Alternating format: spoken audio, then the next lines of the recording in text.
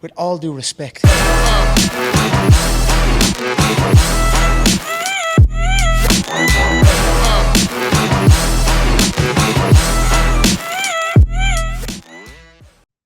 Hey, we're Josh Ortegan and Greg Gaines, and this is With All Due Respect, the show where we keep it real about health, fitness, and performance.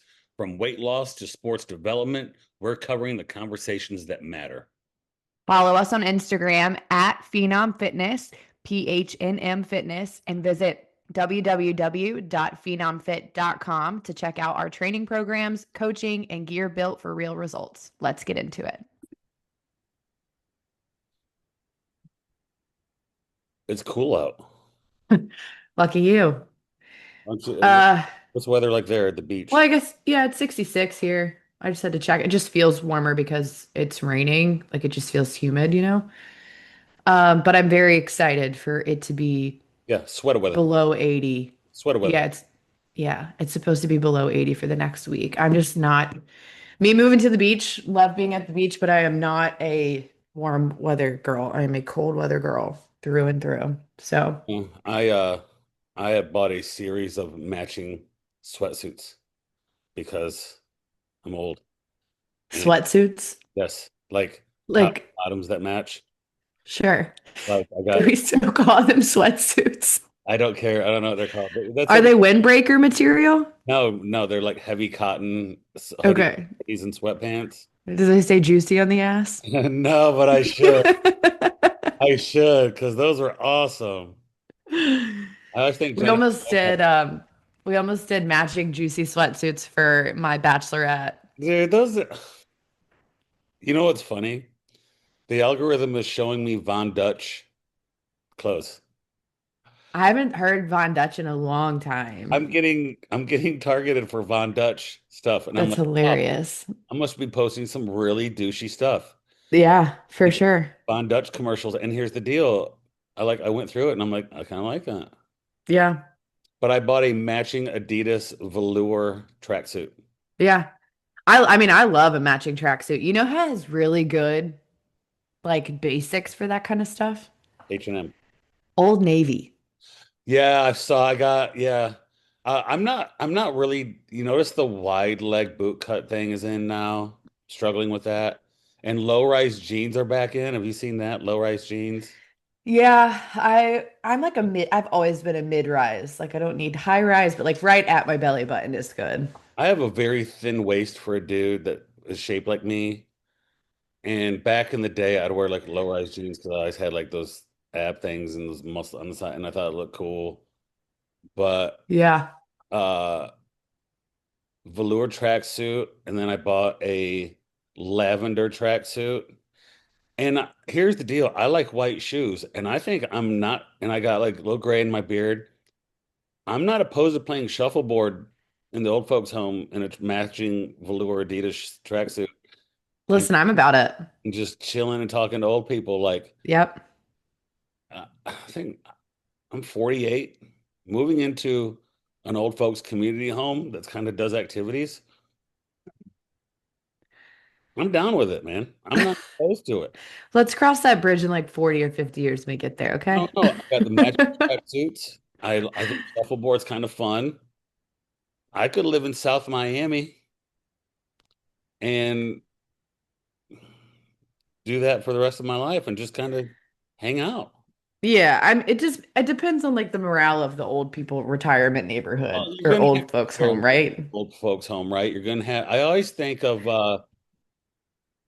I'm a Sopranos fan, and I always think of when they put his mom in the old folks home. You're gonna have somebody like that. You're gonna have that crotchety old lady. You're gonna have that person that wants Yeah. to play cards together, and I wouldn't mind living in an old folks home where, like, at 11 o'clock, you play some cards, then you get some lunch, It's routine. and then you go for a walk. Mm-hmm. Maybe they have like a little all machine little workout area, do a little circuit. Mm-hmm. You do some water aerobics. I feel like I'd be in a simulation if I lived like that. Did you ever watch Landman? Uh-uh. Landman's funny. You should watch it. It's the same creator that did Yellowstone, same writer, and the mom and the daughter in that show, like they're rich as hell, so like they don't have a job Yeah. because they work in oil, or her husband works in oil, but they what they decide to do with their free time is they go entertain the old folks home. It's hilarious.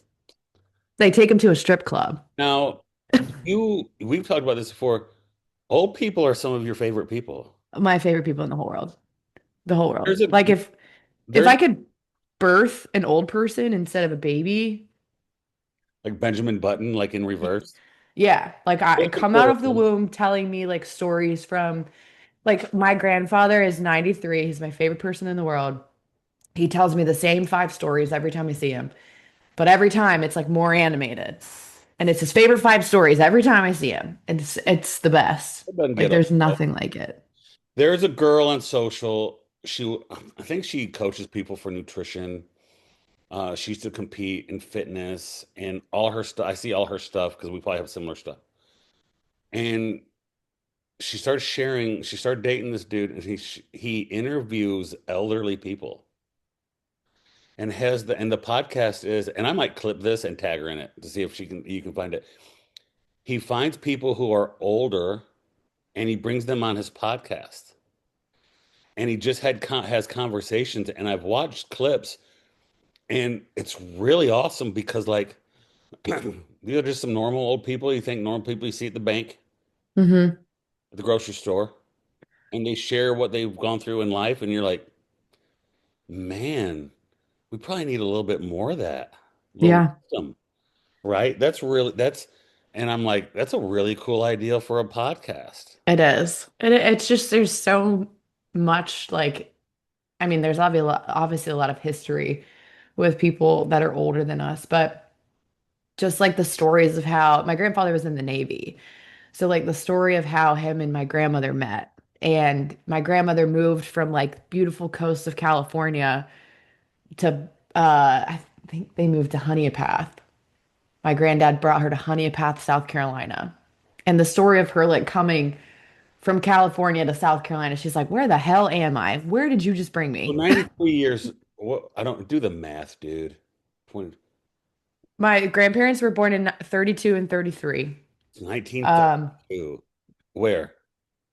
so I think they moved to South Carolina, or my grandfather moved my grandmother to South Carolina in their early 20s, so in the early 50s. Yeah, man, really? Um, yeah, 55? It's a weird place here around 55, right? right, exactly. So my grandmother, obviously coming from like this beautiful rock, she's from like Monterey Bay area, San Jose area. Um, moving Probably not as from populated back then, right? The California. totally no. Yeah, and she'll tell you that. She's like you see pictures now of where I grew up and it looks nothing like it did when I was there. Now, of course, she hasn't been back in forever. But just the difference of moving from the beach of California to rural South Carolina is crazy. It was weird for me when I moved here I'm sure. because you'll get drug out of a building and beaten for wearing Confederate flag something up north. Oh yeah, I believe it. Here, people just kind of had the Confederate flag just hanging out, and I'm like, man, that's weird. I mean, you drive I think it's either 77 to Charlotte or it's 85 to I think it's 85 to Charlotte. And there's that huge Confederate flag that's flying like right at the border. That shit's wild. Yeah, that is wild to me. Uh, just seeing regular people wearing like Ducks Unlimited or some kind of stuff that had like Confederate flag on, or like I had to go somewhere when I first moved here, somewhere out in Lexington for I can't remember what it was, and I passed a building called the Confederate League of Gentlemen, and I'm just like, yeah, that's just code for the KKK, bro. Like, you know what I'm saying? Like, I'm just like, it's kind of eerie. I went to that barbecue place in town that had like Confederate uh Oh, yeah, yeah. and like stuff around like all that. Maurice, is it Maurice's? Yeah, and I remember Yeah. being like, man, these people are out front about it. You know what's funny though? All those barbecue restaurants, they always start with an M. It's always some M name. Like we have two here, like literally half a mile from each other, and it's Melvin's and Martin's. And then you got Maurice's Interesting. in Columbia. Yeah. I remember there were a couple kids I trained. locally when I first moved here, and I remember coming back and being like, "Hey guys, what's up with this Maurice's place?" And one of them was like this black kid, and he's like, "Psh, great sandwiches." I said, I'm like, "What? Like you eat there?" He's like, "Yeah, I got to throw the bag away before I go home because Grandma doesn't like it." But sandwiches are really good, man. I can't fight the sandwiches. Like I'll go through the drive-through and get a couple, eat them on the way, and make sure the bag doesn't show up in my car in my grandma's house because she gets mad. That's funny. I'm like, "Oh, that's weird, right?" Mm-hmm. Yeah, I can see it being a culture shock for somebody when they move down here, but like uh California in the 50s,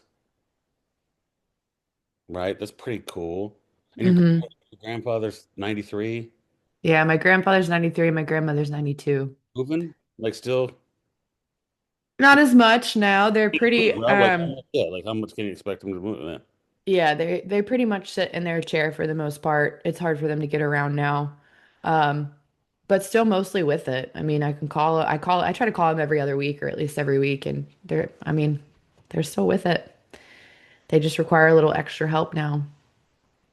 It's crazy. I mean, they did trips, like they had a RV my whole life, and they went to Florida from the day after Christmas until like right around my birthday in March. So about 3 months every year until, I don't know, 10 years ago. They would just drive down to Florida and live there for 3 months with all their RV friends, and My they parents traveled the whole country in an RV. call it their traveling apartment. Yeah. Yeah. Apartment wheels. Yeah. Yeah. Yeah. It's fun. But Yeah. it's cool just to sit with them and have them tell you the same 5 stories all the time. Wait, what did they do? What do they do now? What did they do? Like what did they grow up doing? Like My grandfather was in the Navy, and then he also worked for a trucking company called Overnight, which is not, I don't think it runs anymore. I don't know who bought it, but he did that for a long time. And then my grandmother was actually a lunch lady at an elementary school. really awesome. Hmm. Simple times, Hmm. Yeah. right? Simple times. How long Hmm. was it? So in the Navy in the 50s, I mean, post World War II, Korea. Korea. Yeah, my grandfather fought in Korea. Yeah, right. Pretty wild. Hmm. Wild times. Hmm. Yeah. I mean, kind of like right around the beginning of like the birth of the United States being like this super back when like nationalism wasn't considered fascism. Yeah, Like, right. like you could actually like feel like your country's great and want it to be great and you're not a Hmm. fascist, Yeah. right? Yep. I Um, know, just like imagining that, I don't know, just like watching over the last, 70, 80 years, how much life has changed for people. Or like the house that my grandparents live in, they've lived in that same house since my dad was a little kid. Um, and it used to be like 2-lane road. They have like maybe an acre, and now it's a 4-lane road. There's so much around it. And it's even changed since I was little. It's so populated now where they live, and it used to not be that way. It's well, just crazy to watch. I keep seeing people talk about, and I think Charleston, South Carolina was voted one of the top 10 worst places for drivers in the country or something like Oh, terrible. I hate it. like Charleston's so hard to get around now. Apparently people are saying it's just so populated and there's no such thing as like when the traffic's just bad all the time. Yeah, I mean, luckily for us, we live like 10 minutes from downtown, which is nice. So during certain times of the day, it's really not that bad. If I want to go across Charleston, the ideal time to go is like 10 to 3 o'clock. But before or after, it's miserable to get anywhere. I mean, Alston works about 40 minutes from home, and some days it takes 30, and some days it takes an hour. So it just depends. But it is. I mean, it's grown like crazy. It's so expensive to live here, especially depending on where you are. But I mean, it's crazy. It's crazy even just like looking at what these houses, because we're starting to house hunt. It's crazy to look at what these houses were bought for like 3 years ago, 4 years ago, and now what they're turning around and being sold for. And maybe what they did is change the color of the walls. Yeah, somebody built a house near me just down the road. It looks like somebody bought the land, built it, and then put it for sale. Yeah. A 3 bedroom, 2 bath, 1,800 square feet for 440. Yeah. Yeah. Yeah. 1,400 square feet here goes for 600. But the problem is now, like, the argument a few years ago for young people to buy a home was you're paying too much money in rent. You're going to save when you have a mortgage, right? You just need a down payment. But now the argument is, well, you're paying about the same. So you need to have a down payment and you're also going to pay the same in rent that you are in a mortgage. And you're paying 6.5%. Hmm. Yeah. Sounds like a lose Yeah. situation to me. I mean, the great thing is you'll own something, which is really nice. But yeah, I mean, People say, well, you can always just refinance later. I'm like, when? yeah, hopefully after the new year, you'll be able to, the rates are supposed to drop. I don't know. I don't know. It's such a learning curve, like learning about how to own a house and buy a house, and it's crazy. Yeah. Yeah. I told Rachel we're sitting in a house at 3.1%. And I was like, I might as well just put a lock on this front door and call it a casket. That's how we thought about our Greenville house because it's at 2.5. Yeah. So we're gonna try to hold on to that house as long as we could, but there might still be a way that we could hold on to it, not have to sell it when we buy here. I doubt it. But I mean, that house value's gone up so much. We just have it rented. Uh, the Ed Gein story. Oh my God. Have you been watching it? Yeah. Episode 6. I think we're about right there as well. Maybe 8. Are you watching? Um, You know, what? what part are you on? I'm in the part where he just got arrested. He doesn't remember doing anything. He passed the lie detector test. I'm trying to remember what the last episode we watched. Oh, maybe we're not quite there yet. We might be on 5 then. I don't think or maybe he just got arrested. We just Yeah. got arrested, so we're in the same spot. Yeah. I like creepy and I like psychological.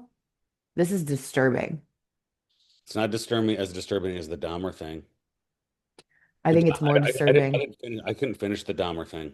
Really? I finished Dahmer. Dahmer didn't bother me as bad. The one with what's his name? The actor. You watched the one with like the really creepy actor. Yeah, where he's dancing, where the dancing scene. Yeah, yeah. I could finish Dahmer. Dahmer didn't bother me as badly as Ed Gein's is like I have to turn on an hour of happy TV after. I didn't make it through the Netflix Dahmer one. It was so, I mean, so real. And I guess Ed Gein one is like, they say he only killed 2 people, or they think he killed up to 15. Yeah, so like they're portraying in the show the suspected murders as well. Yeah. It's still just like the mind of someone like that. I mean, you look at He's it and Alston, schizophrenic, right? I mean, he's yeah, like right. test was he does no recollection of killing somebody. Or it's like it's such a fantasy, right? Like it's and Austin when I were talking about it, he's like, I just don't understand how people can do that. And I'm like, people are sick, like literally so sick that I he does not, love his brain is, how they went back to go through all the movies that he's inspired. yeah, me Like that, too. because I think uh Silence of the Lambs is one of the best movies ever made. Like that's incredible. And Austin loves Silence of it the Lambs. was It's his favorite. the character Buffalo Bill. Hmm. It's so good. Hmm. Buffalo Bill is so good that anytime I watch a movie and that guy's on it, I'm like, Buffalo Bill, bro. Like, watch out. Watch out. That guy's Buffalo Bill. Like, I watched that guy was in Fast and the Furious Yeah. cop. And then, like, I was watching Fast and Furious. That guy came up, like, nope, that ain't a cop. That's Buffalo Bill. Buffalo Bill. Yeah. Dude, that dude's wrong, right? Yeah. Talked about the scene where he was trying to babysit the kids in the show. The Oh, in the Ed Gein one? babysitting Yes. was Oh so, my God. And he did the magic show. and he popped his head. I'm like, oh my gosh, those poor kids. The amount of counseling those 2 kids are going to need is absolutely incredible. Exactly. It's so The way crazy. they portray And the girl, she's kind of. Mm. Huh?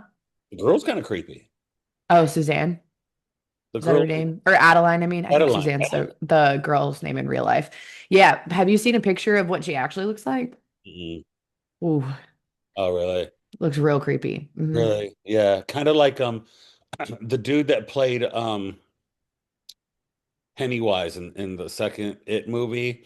Anytime I've watched him in a show, I'm kind of like, something's off with that dude. Hmm. Then he turned around and played Nosferatu the vampire, and I'm like, no, that guy's definitely not normal. And I'm starting to think that about the guy that played Ed Gein. Like, is that a normal, like, can you do that without, because I watched an interview that popped up and said that, like, he was very intimidated to play that and wasn't quite sure to do it. Now he said he doesn't want to take on any other roles that aren't as challenging as that role because it was very uncomfortable becoming Ed Gein for him. I've seen that with other actors. I'm trying to think of the interview that I watched with somebody who played like a villain like that. Val Kilmer talks about playing Jim Morrison in The Doors. Yeah. It took him 6 months to get rid of Jim's mannerisms. He's like, Yeah. Okay. It's when Austin Butler did Elvis. oh yeah, Yeah. right. Yeah. It Yeah. took a long time to get rid of the Elvis thing. The accent. Yeah. I mean you do it like the character starts to consume your life and you think about how would you do this and how would you do that and you have to get in the mind of somebody that especially someone like Ed Gein is wearing women's clothes and is turned on by cross-dressing and turned on by his mother's lingerie and it's This is weird. the 50s, bro. This is before the internet and it was kind of like cool, Yeah. Kind of cool. right? Like, no. Yeah, but it's crazy. And also just like watching the woman that portrays his mother of like the intensity of religion in their house Well, and yeah, how she shames her children like every chance she got. yeah, so she was in, she's won awards for being in like the Roseanne Barr comedy show and like Mm, she's been around she's won awards. And the best part, listen, when he she shames him for hanging out with that older woman, hmm. and she's like, "Go ahead and put a demon in that dusty womb." Yeah, and she called her the town mattress. Austin loved that. That's disgusting. Put a demon in that dusty womb. Go ahead The and wipe town out those pump. saggy dugs. Hmm. And I'm like, man, that's really funny. And I'm kind of thinking like they probably went off the whim, let her do that scene. And she's like, "Go ahead and put a demon in that dusty womb." Hmm. Like, dang, that's funny. It is funny. Have something as a dusty womb, like that's funny. She had some good stuff to It's some say. great lines, right? And like she was really good. And uh I imagine like our last episode, the not last episode, when we talked to Matt Vincent Hmm. about Jim Carrey, Hmm. his scenes. Yeah. There was a part when Jim Carrey was talking about playing the guy from The Man on the Moon, and he's like, I really enjoyed playing that guy because that guy was really happy. When we were done shooting the movie, I had to go back to be Jim Carrey, and Jim Carrey was actually really sad. Hmm. And I'm like, bro, like morphing into that person and becoming that person like they do in some of these movies Hmm. and coming back and having to be like yourself. Don't you think at some point it's hard to come back and be like the fact that he was like, yeah, I wanted to be Andy Kaufman because I liked Andy Kaufman. When it was over and I had to go back being Jim, I had to remember that Jim's really sad. Yeah. Did you ever read Matthew McConaughey's book, Green Lights? Mm. You should read it. I actually listened to it on audiobook because he does his own audiobook reading and I love Matthew McConaughey. Well, it's I so just right, like it's so yeah. yeah, but his book is really, really, really good about like his life as an actor and like of course it's an autobiography, so it's like his life growing up and stuff, but you really get to know his brain. And I think it's really cool to get to know someone's brain. Of course, somebody that you see on TV and like somebody that's in movies that you love, but the reason of like why he took this particular job or Mm. why he doesn't like certain aspects of Hollywood. It's just really interesting. Yeah, he went through a series of a couple years of playing some characters that I'm like, did you ever see Dallas Buyers Club? I don't think I ever watched Dallas Buyers Club, but Dallas I Buyers know the Club movie. is AIDS, Hmm. and he loses all this weight, and Jared Uh-huh. plays the transvestite. Yep. Jared Leto's performance in that is absolutely like Hmm. sh like you're almost just like, how can somebody play both those parts? Yeah. Yeah. And Jared Leto's also one of those dudes that I'm like, dude, that dude a chameleon. Like he morphs into like different people. Totally. Kind of like a Johnny Depp. Yeah, they morph into these people, and you're often kind of wondering, like, well, who are they really, right? And he did Dallas Buyers Club, and he played that person, and then he played in oh my gosh, True Detective. Did you ever watch True Detective? Love True Detective. Yeah, and he lost a bunch of weight for that one as well. And he And played a weird Finn. dude. Yeah. And I've always said they did True Detective 1, then they did True Detective 2, and I always said True Detective 3 needed to be about why True Detective 2 was so bad. The other ones were not good. No, Yeah. True Detective season 1, you're like, Yeah. The because other ones were not good. and then he played that little scene in Wolf of Wall Street where they're Mm-hmm. like, Mm-hmm. you're Mm-hmm. like, man, that dude went through a string of like character acting where he all of a sudden went from like cheesy rom-com guy, Yeah, and he talks about that in his book. really. Hmm. Like the not taking Rom-com the guy cheese. to like Yeah. like Hmm. oh my gosh, that's a weird cat, dude. Yeah, because he was so limited to play, and I love him as a cheesy rom-com guy. I mean, that's the Matthew McConaughey. I like him in everything, but Oh yeah, yeah. He's How to got Lose a Guy in 10 Days. yeah, Oh, it's like phenomenal, right? Like that is like if you ask Alston his favorite rom-com movie, like that is his favorite one. That's my favorite rom-com movie. I wanted Kate Hudson and Matthew McConaughey to be together so bad, yeah. And I but Kate Hudson because I loved Almost Famous, which is one of my yeah, same. Penny Lane. yeah, I favorite love Penny Lane. character. Cameron Crowe, Hmm. Hmm. really awesome. He married Nancy Wilson from Heart, and like that's his true story of Crowe. Hmm. And then they interviewed Lester Bang. The guy played Lester Bang in Almost Famous is really awesome. He ended up killing himself in real life. But Lester Bang was like this really weird music guy. That's where I started college. I started college for journalism, and I wanted to write for Rolling Stone. I had an offer to be an intern for the summer after my freshman year that my writing professor got me, but I couldn't go because I got in trouble at home. Damn. Bad stuff. I never knew that. Yeah, so I wanted to write for Rolling Stone magazine. I was offered to go there for the summer after my freshman year, and I couldn't go because I got in trouble for like really, really bad stuff. That's actually so funny because my minor in college was sport and entertainment management. Like I wanted to do some kind of like concert production after my marine science thing, which I still would love to be a marine scientist. I would still love to do like concert festival stuff too, but that's really interesting. We kind of had that same Yeah, and I was like, I wanted to do that. thing. Lester Bang was like really cool. So Almost Famous was really cool.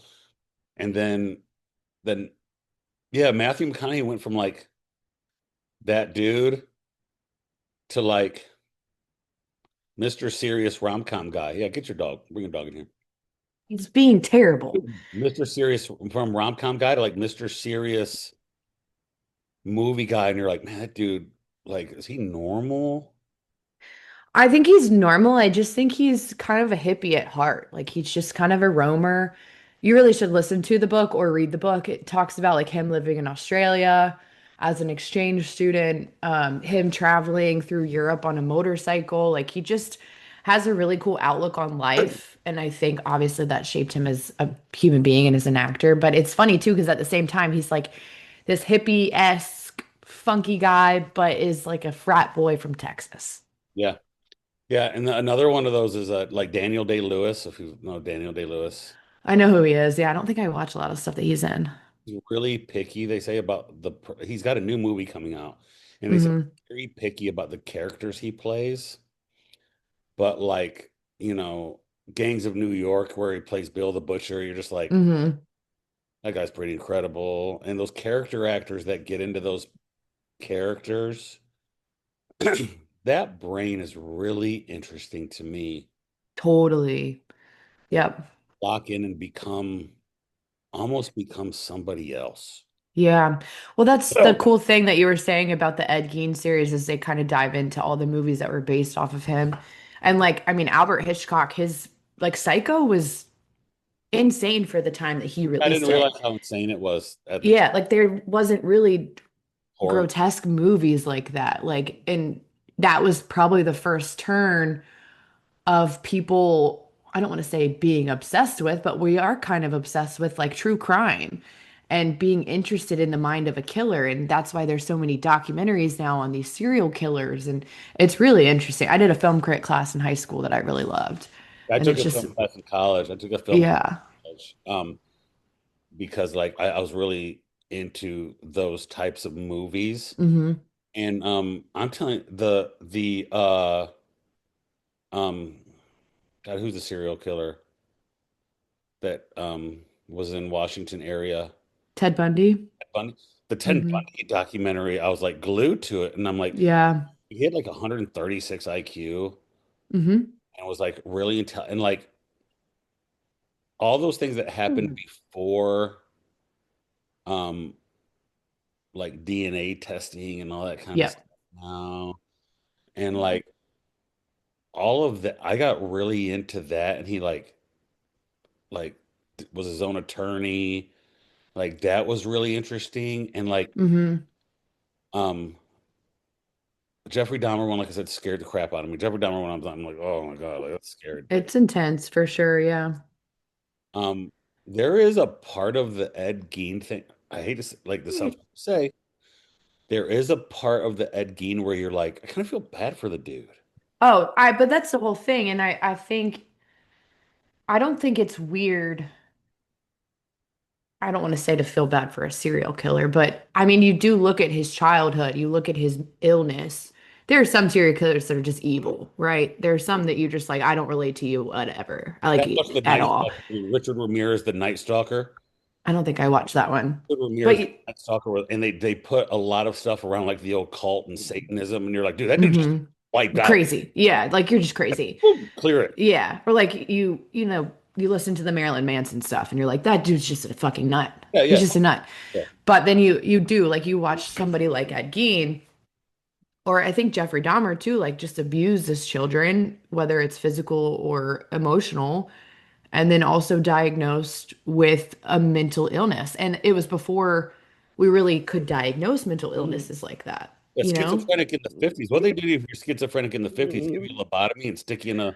Well, that's what the scene of the guy that played Ed Gein in Psycho. Remember, he was in therapy and he's gay, Yeah, and his conversion therapist was therapy, basically like, "There's shock therapy, electroshock therapy. correct or a lobotomy. You're not gay." She literally asked him, "Do you want to get better?" Because gay was a disease. Man, did you ever see It's just crazy. One Flew Over the Cuckoo's Nest? Did you ever watch that movie? Mm-mm. Mm-mm. Giving him a lobotomy in the end, um, with Nurse Ratchet and all that kind of stuff. Um, but yeah, the brain of the serial killer, like the people that play those parts, like when you read for that part or somebody comes to what's his name? Hoonan, what is his name? The guy that played him. Charlie Hunnam? Hunan. Is it Charlie? Yeah, I mean the Something last like that. thing I remember him being in big in was um the motorcycle gang show, Yeah. right? And Quit. when you like they're like, hey, do you want to star as and be Ed Gein? And then you read about who Ed Gein is, and like, yeah, but you need to become Ed Gein.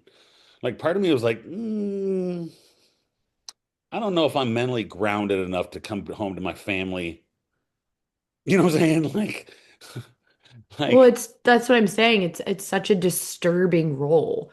Like to make furniture out of people's skin, to wear people's skin. Like I know in when you're acting, it's fake, right? Like it's costume design, but you still have to pretend like it's real.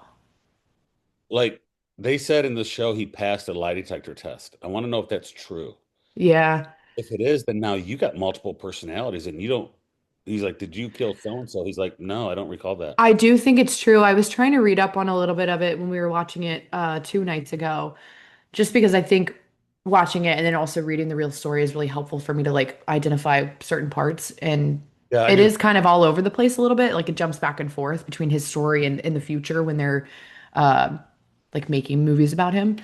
But I do think it was true that he passed the lie detector test, and that's why he was only convicted for 2 murders. I do think it's true. I think I remember reading that. But also, it's like if he were to take a common day lie detector test, would that have had the same result? Like, is our technology better now as a lie detector test? Or, like you said, is there some kind of multiple personality disorder with schizophrenia that he was like, I didn't do that. I have no idea what you're talking about. It's like the dude. You ever seen the movie Split? Mm-hmm. Love. That was like the first horror movie that I was like, okay, I like this. That was one of those things where at the end of it, you're like, "How does that guy play that person?" Yeah. Yeah. He does all the characters so good, and he becomes Hmm. different. Like, how do you mentally prepare to play that role and like come out of it and be like, normal person going home to family, chilling. You definitely have therapy. Like, there's no way that there's not somebody on set that's a therapist that's like with you through that. There's no way. Because it's not like you're just doing that for a day. It's not like you go to an acting class and you're playing somebody for a day. You are literally for months and maybe years playing someone else. Like, there's no way that you don't talk to somebody about that. Yeah, Val Kilmer talked about drinking after playing Jim Hmm. Morrison. He drank a lot, and he still had those mannerisms for like 6 months. He'd have those mannerisms, and trying to get rid of those mannerisms was really hard because he literally became in the mind of Jim Morrison, who was probably a psychopath too, a crazy person too, right? I mean, Hmm. I think playing those roles and like so we're kind of watching in the middle of two. I finished. I didn't finish it, but I'm like 2/3 of the way through Yellowstone. Mm. And I always wondered, like watching, I said it to Rachel too, was that shot in Montana? Yeah. So it was actually shot outside of Bozeman. Um, Which is funny, like when you do watch the show, if you've been to Montana, you watch them like film stuff and you're like, that is a long ass drive. You're not doing that in 30 minutes.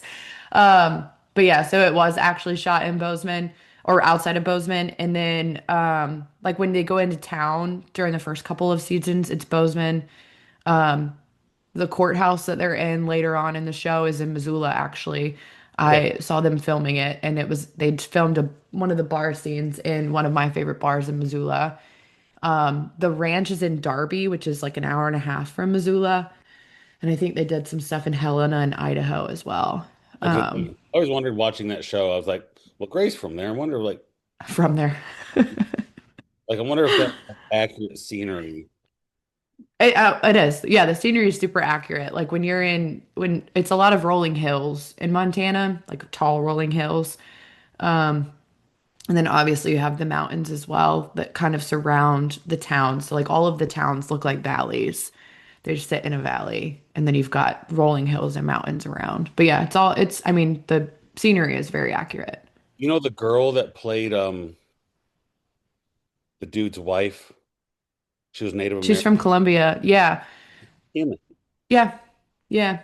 You know how I found that out? I was watching the show, and I always get on and find out who actors are. Hmm. They done anything else? And I Googled her name and pulled up. She goes, "Yeah, I went to Hammond School in Columbia." I'm like, "Wait, what?" Yeah. She's like 35, I want to say. 36. I was like, I've never seen her in other movies. Yeah. And of course, I grew up on the movies that Rip was in. Like Rip was, Um, um, Fast and or not. Yeah, Fast and Furious, wasn't he? oh, no, I don't think he was in Fast and Furious. Rip was in Good Will Hunting. He was in a bunch of movies in the 90s. Wait, he was totally in a Fast and Furious. We just watched it. Okay, he might have been, but I'll like look it up. Rip was in Good Will Hunting. He was in a lot of the movies with the two dudes that made Good Will Hunting. Hmm. Hmm. And so Rip was in a bunch of movies in the 90s, and then for him to play that character, you're kind of like, yeah, that's kind of cool. Yeah. He's in Too Fast, Too Furious, Oh, where they do the like the drug runs, where he's like the cartel drug guy owner. I never I don't saw know. this, but I saw Um, uh he was friend who are the people that made Matt Damon Matt and Damon. Affleck? He was in a bunch of movies Uh-huh. in the 90s, Yeah. thousands, because I guess he knows those guys or whatever. And then he played Rip, and you're like, wow, that's a really cool character. And of course, Beth's character is psychopath. And then she has a British Love accent. it. When you watch her interviews, Kelly Riley, yeah. you're like, oh, Yeah. They casted that show really, really well. he did a I really will good say job. though, after like season maybe three, I'm such a like a three season and you're done person. Like I just don't think a lot of shows are that good after three seasons because it gets repetitive. Your problems are your problems. They're not different. Story, They're storylines just always, different. somebody's trying to take the range. Yeah, yeah. And the show is just not as good without Kevin Costner in it for this last season. However, I do think they casted that show extremely well. I put it on pause after like like the third or fourth season, and went to the Ed Gein thing. Yeah. Yep. You know, I'm kind of like, all right, I get the shtick here. She's crazy, Rip's cool, and the son kills everybody because he was a Navy SEAL or something. Yeah. And and then I watched Mobland on your recommendation. Mm-hmm. Mobland was really cool. Mobland's really good. Yeah, Tom Hardy's character, I'm kind of like, I love that guy. I've always wanted to be like, if I was a criminal, I'd want to be a cleaner.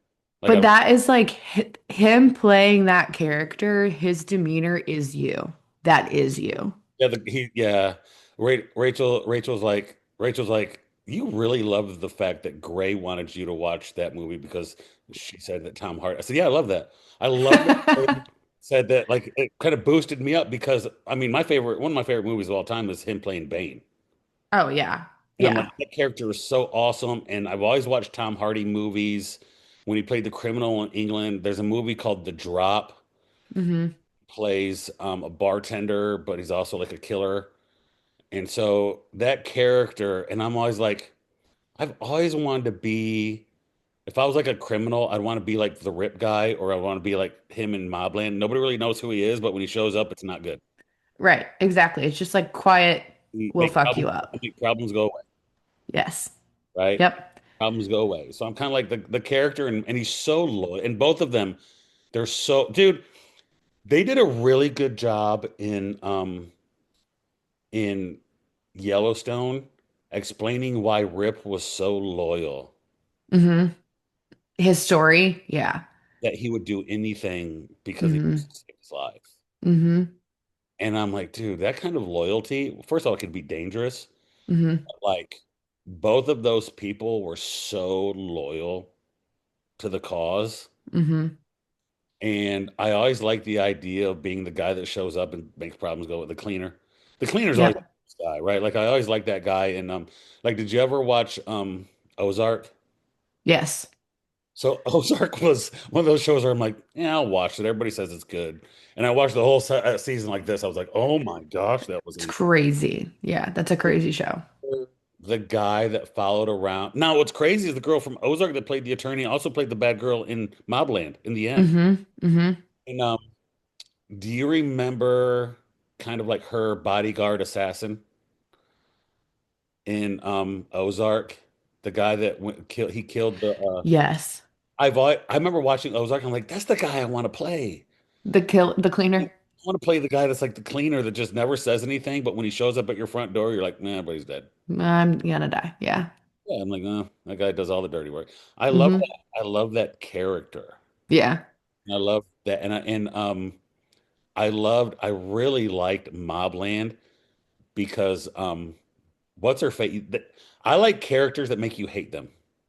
Okay, and that was my biggest struggle because Helen Mirren is I She's love Helen Mirren. Like I love her. And hating her for the first time in a series was like stressful for me because one I love Helen like Mirren. I would kill that girl in her sleep in this show. So you need to, after you kind of finish, you don't really have to finish Yellowstone, but you need to watch the prequels, 1883 and 1923. 1883 is the most beautiful story I've ever seen, But 1923 Helen Mirren is like the big dick of the family, Yeah. and it's awesome. These shows where the matriarch is so powerful, like Sopranos, Hmm. the Sam Crow motorcycle gang, the matriarch was so powerful. In Hmm. Mobland, the matriarch was so manipulative and powerful. Hmm. Hmm. Right? And you're just like, wow, I love those storylines like that. And she always protected the little grandson who was such a turd. Hmm. Hmm. Such an asshole. Yeah, such a. I'm like just like that guy's horrible. What a weak human. And the conversations that Tom Hardy would have with him, you're like, he's eventually gonna kill him. Yeah, totally. And The he only kind reason he of has it is because his dad's his best friend. he's kind of like, hey, eventually, like I'm probably gonna kill you. Just letting you know. Yeah. Yeah.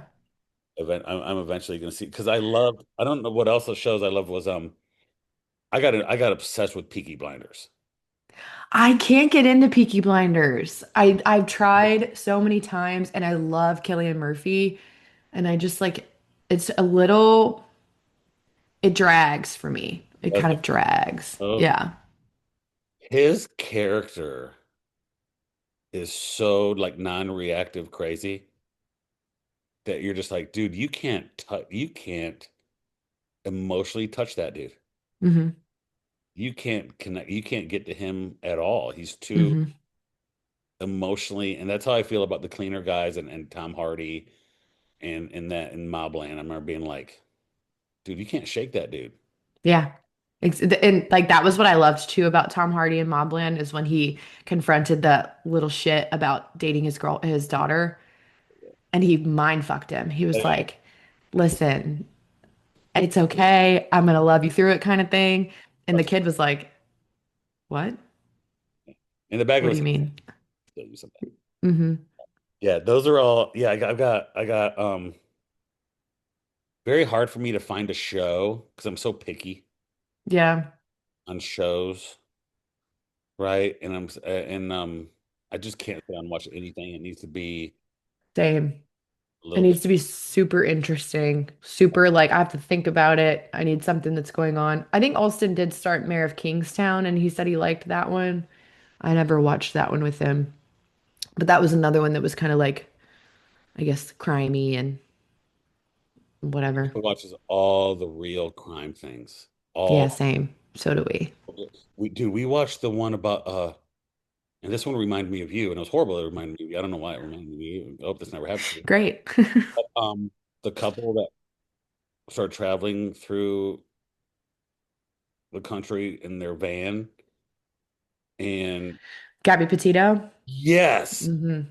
that was wild. Hmm. Yeah, that one was crazy. A lot of it's fun. I don't want to say fun, but it is kind of fun to look at the conspiracy theories about if Brian is still alive. A lot of people think he is and that his mom is covering for him. I've seen some videos that the bones that they did find didn't actually match him, the bones that they found in the woods, and it would have decomposed way too quickly for him to only be The out there and dead. mom on the video was like, or the phone recording was like, basically like, "Hey, we'll get you out of this." Yeah, yeah. So people think he's still alive somewhere.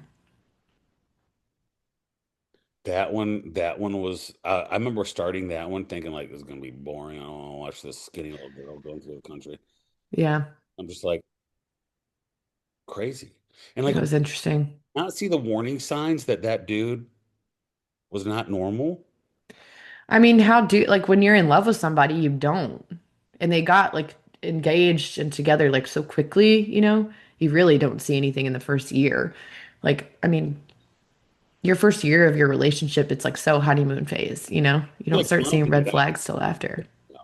Once Hmm. you want to get out, then you feel like you can't get out. You got problems, right? Yeah, there's issues. You watched the John Benet Ramsey one. Did you watch that one? Mm-mm, haven't watched that one yet. I don't think. That one's crazy. We'll That have one. to watch that one. But those reality crime shows, um, are the ones that kind of I'm just kind of like, it's crazy. It's crazy It this is crazy. Yeah. happens to real and like, um, I never watched Murdaugh. I would say Murdoch's interesting just because it's around us. Yeah, it was too close to home. Like Yeah, it's like a very influential we knew, Southern family. I know a family that bought a dog from them. Hmm. Yeah. I know a family that like vacationed her whole life in their like two doors down from their house in Edisto. Oh yeah. Like I have friends that went to school with Buster's my age. I have I friends that don't went to school with him. like that it got that close to me. Yeah. Whoa, too close. Yeah. But I would say like the story is predictable, the crimes are predictable. Like it just turned into what it was because of how influential they were as people and like how involved they were in politics and, South Carolina law and whatever. I've heard people talk about it that they're like, it's amazing that somebody can be that influential to almost get away with some of that stuff. Oh yeah. But like power, right? Power. How much power do you have? Scary that people would try to like cover for you for that. Yeah, for their housekeeper dying, falling down the stairs. Like what? Who's covering for you? Yeah, and I also understand. So I also remember when I watch a lot of these shows, I also have to remember that Netflix also does nutritional documentaries that are full of crap. So like I always watch these from the angle of like, okay, they also posted like knives over forks or forks, Hmm. like they posted those type of documentaries. So I always have to understand that like there's an angle they're trying to present Hmm. to these Totally. type of things. So they're leading you down a premise Hmm. they want you to believe. Because I always remember, listen, 99% of the nutrition documentaries you see on Netflix are absolutely retarded. Hmm. So maybe there's some bull crap to this one too. Hmm. But they do a really good job funneling you into a Well, conclusion. they present everything. Like that's the whole thing with the Ed Gein thing. Do we know if he actually killed all those people? No, we don't, but they presented all of them to make us believe that he did. I mean, I want to see the other side now. I kind of Oh, think that he killed all those people, me too. but Yeah. there's some, I think there was like one or two I was like, maybe not. Like the men didn't really fit his regular thing, but at the same time, it wouldn't be that surprising because he, like, at certain points of his life or whatever his killing spree, he had like this power where he was like, yeah, I'm just gonna kill because I'm feeling influenced by like all of those um Auschwitz comics and stuff, But you know? did you know that Ilsa Coker, they called her the bitch of Buchenwald or whatever, Hmm. real person. Yeah. So Oh yeah. I went down the rabbit hole of who she was, and I'm just like, Yeah. what a horrible human. Like, what a horrible, horrible human being she Hmm. was. Hmm. Yeah. Yeah. Like, wow, like this is they did a really good job. They did a really good job doing like the guy that created Texas Chainsaw Massacre, and they talked about all that. I'm just kind of like, Hmm. wow. Then they did Psycho, and I think that's where we ended up. But you obviously see where Buffalo Bill comes from, right? And like Hmm. all of those things are like those shows will get a hold of you, won't they? Like you're like, oh, Oh yeah. Yeah. Like you get sucked in and I'll get to the point watching something like that where I'm like, I really need to turn this off. Like I'm kind of like creeped out right now, but I can't because I'm like, God, I want to know what happens next. the Dahmer thing did that to me when they started talking about like what he was like the how he was drugging people. I'm kind Hmm. that gives me like uncomfortable feeling in my stomach. Oh yeah. Right, that kind of makes me feel eerie, creepy. Hmm. Right. We also watched, so we watched Night Stalker about Richard Ramirez. We watched The Zodiac Killer. Yeah. I saw that one a long time ago. We watched The Zodiac Killer. We Hmm. watched John Wayne Gacy. Yeah, we watched Sean Wayne Gacy John too. Wayne Gacy one. I'm just kind of like, Creepy. how many, how many like things have to happen for you to start to realize this dude's not cool. Like But all that's that happen, you're just like, hey y'all, like, so I try to I try to put myself in that scenario too, where I'm like, we're obviously watching it from a point where we know that they've been convicted and we know that they did all of these things. So I'm trying to think of it in a standpoint of like just thinking I have a really weird neighbor. Like I don't know what he's always up to or he just has weird behaviors, but how many people John Wayne Gacy had underneath the concrete in that house? it's a ton. Wasn't it like 36 people? 30 something. Yeah, yeah. You're just like, why are people keep disappearing? And they said in the 70s, it was like the hippie movement. People were just, People just running away. hey, Hmm.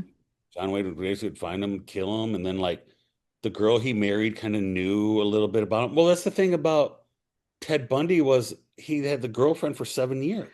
Yep. And same with Ed Gein. He had this woman in his life for like 20 years. Hmm. And like the Ted Bundy thing is like 7 years. She's like, yeah, he'd disappear at night and be gone for a few days. That's not, it's not weird. I think we think it's weird now, but maybe they just didn't think it was weird then because Phones I and don't stuff. know. And I got to be on gone for work for 2 days, Yeah. you know? And then Ted Bundy did like got out of prison twice and escaped and then shows up at Florida State, biting people in the face. Hmm. Um, there are some things that creep me out, like the Charlie Manson stuff documentary that came out. Hmm. Like, that's so like evil Oh and yeah, I think I said Marilyn Manson earlier, but I meant Charles Manson. Charles Manson, Yeah. the Charles Manson stuff is so evil and like demonic. I'm like, Hmm. I want that in my brain. Did we ever talk about the episode on Joe Rogan that I think it's Tom O'Neill did? Did we ever talk about that? There's an episode that Joe Rogan did years ago now, and he interviewed this author, Tom O'Neill, who wrote about Charles Manson and MK Ultra. Oh, clips of it. Yeah. So, Yeah. That was really interesting, just like the government interference, the potential government interference of the Charles Manson case and like, were they giving him acid or other hallucinatory drugs that were making him do these things? well, I got really into the Unabomber for a while. And by Mm-hmm. Unabomber, I'm talking like into the story of the Unabomber. Of course. And talked about the stuff he went through at Harvard, Mm-hmm. the psychological testing he went through Harvard. And then I've always told people like you start to read it outside of like the fact that he killed people. I kind of understand the manifesto of like technology is going to kill us. Like Yeah. outside of the fact that he killed people, well, I kind of get it, Yeah. right? And that's what I think like the brain is very resilient, it's very strong, but it's also very fragile. Like it doesn't take much for some people for them to snap, you know? That dude, was he in Montana too? Hmm. I mean, that dude was out in a cabin in Montana figuring out ways to make bombs and put them on Hmm. planes and send them to like people doing technology work and Hmm. like his talk about like how we're all going to be like the downfall of technology will kill us all, right? And then how he got caught with his brother basically read his manifesto and be like, that sounds like Ted. Hmm. And then somebody said his that his cabin is still preserved like somewhere. I don't remember where, but I think it's definitely in Montana. I actually am almost positive it's in Like Montana. they removed the cabin and this cabin is like somewhere still fully intact that you can go see. Mm, I don't know. I don't really have an interest in going to see these people's homes. Like if somebody were like, "Hey, you want to go see Ed Gein's home in Plainville?" I'm like, "No, I'm good. Yeah, I'm good. Hmm. right. Like I don't know to know what kind of torture he went through mentally in that home. I'm good. I am so good." I'm good. You know what's awesome too is we did an episode and didn't even talk about fitness, I know. I was just thinking about that. I never thought we would do a pop culture episode, but that was fun. movies, shows. I hope Yeah, so. stuff that we don't like do that much. Like I don't watch that much TV. I know you don't watch that much TV, I watch about but an hour here and there. hmm Um, but all about the brain, which is like I don't know, it kind of relates to what we do anyways. It's like we work very closely with someone's brain. I I I have to balance that stuff out with like an episode of Seinfeld on Netflix. Oh yeah, we'll do right now we're on Grey's Anatomy, so we'll turn on Grey's Anatomy for an episode Yeah. after. Yeah, because you got to get some of that. There's only so much of watching a guy wearing a mask on his head that he cut out of skin that you're like, I watch something fun, happy, Yeah, yeah. Can I watch something different?